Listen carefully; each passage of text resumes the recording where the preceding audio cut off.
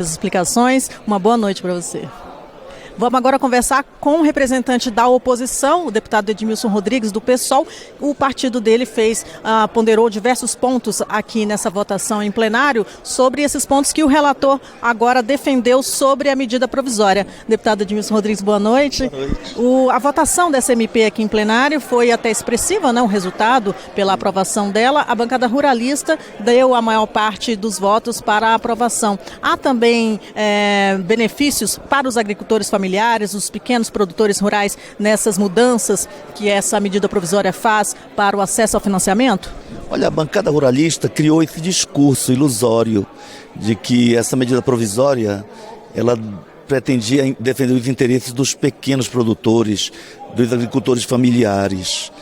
Mera ideologia e mero engodo. É um verdadeiro engodo, porque ataca-se uma orientação importante que devia ser consolidada como tradição, digamos, administrativa no campo do financiamento da agricultura familiar, que é o crédito direcionado. O que é que você vê quando há uma catástrofe? O governo é obrigado a alocar recursos para resolver aquele drama das pessoas atingidas, dos comércios atingidos. A sociedade brasileira, ela é catastrófica. Por quê? Porque há muita desigualdade.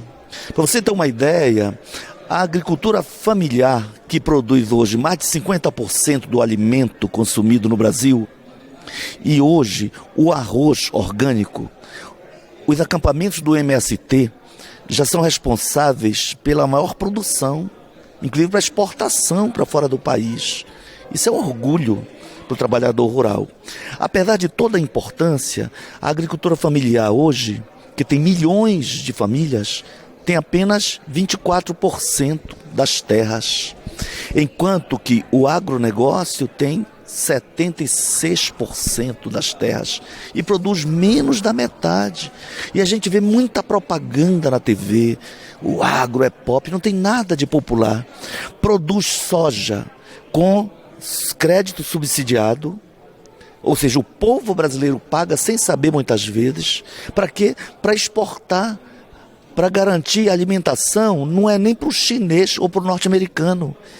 É para alimentar o boi, o gado norte-americano, o gado canadense. Então, criar mecanismos para favorecer ainda mais o acesso ao crédito para os grandes produtores e tirar do pequeno a orientação, a política de Estado, colocar o Banco do Brasil, a Caixa Econômica, o BNDES, para direcionar créditos para os microprodutores, para os agricultores familiares. Isto na verdade, é um golpe nos interesses dos menores e inviabiliza o desenvolvimento do país. Mas essa livre concorrência que o relator afirmou agora, já que os bancos privados vão participar desse acesso aos financiamentos, às linhas de créditos, isso também não favoreceriam os pequenos agricultores com a redução dos juros?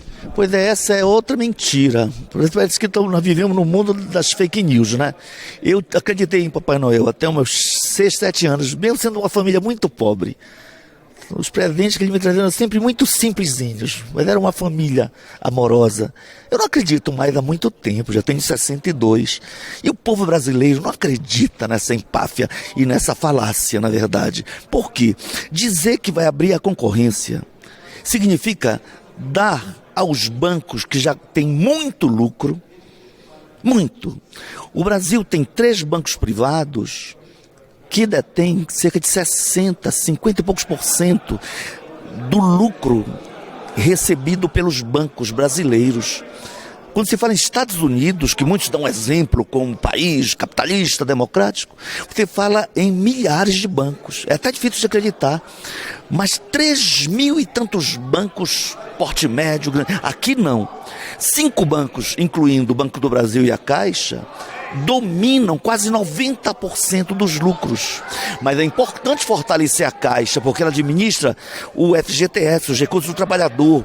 Quando você vê obra de prefeitura colocando água, esgoto, e precisa tanto investimento nesse campo, um conjunto habitacional do Minha Casa Minha Vida, lembre-se, é a Caixa Econômica usando o dinheiro do trabalhador para garantir casa para o pobre. E amanhã E o Banco do Brasil para a agricultura familiar. Agora, eles vão aumentar a concorrência e com isso vai sobrar mais dinheiro para o pequeno. Alguém acredita nessa balela de que agora os bancos privados vão abrir crédito para o agronegócio? Já existe isso.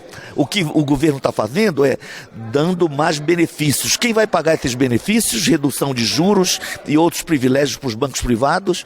Os bestas dos brasileiros que vivem do trabalho, que vivem desempregado. 1 milhão de famílias que perderam a Bolsa Família são esses. Vai aumentar o número de pessoas nos centros urbanos precisando de Bolsa Família. Por quê? Porque camponeses não têm condição de sobreviver se não houver política para incentivar a produção familiar. Olha, no governo Dilma e Lula, cresceu o aumento do apoio à agricultura familiar. Mas eu criticava o fato de, quando a Dilma anunciou, vou falar o último ano, 2015, que eu já participei do debate orçamentário, 200 bilhões para o agronegócio, 28 bilhões para a agricultura familiar. Se eu fosse presidente, eu faria o inverso. Quem produz 52% do alimento e representa 75% da força de trabalho, mesmo produzindo num pedacinho de terra, esses têm que ter 200 milhões. E o agronegócio que procure crédito nos bancos privados, estrangeiros.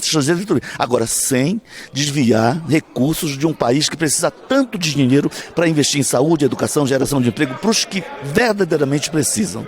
Obrigada, deputado. Obrigada pela sua avaliação. E vamos acompanhar a votação dos destaques na sessão de amanhã, que são as tentativas de modificar esse texto aprovado aqui na sessão de hoje aqui na Câmara. Por enquanto, há 12 destaques ativos aqui, 12 tentativas de mudança ao texto. O PSOL, o PT, os partidos de oposição apresentaram esses destaques e haverá análise dessas modificações aqui em plenário. Após a conclusão da votação da medida provisória, o texto segue para a análise dos senadores.